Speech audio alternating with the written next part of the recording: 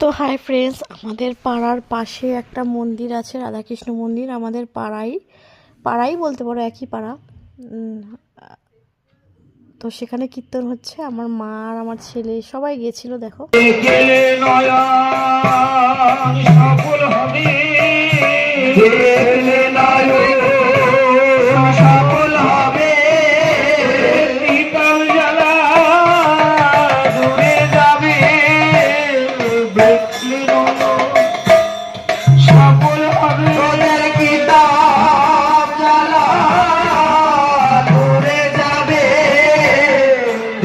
নয়ন সফল হবে দুর্বাসনা হরি বল হরি যাবে দেখলে নয়ন সফল হবে দুর্বাসনা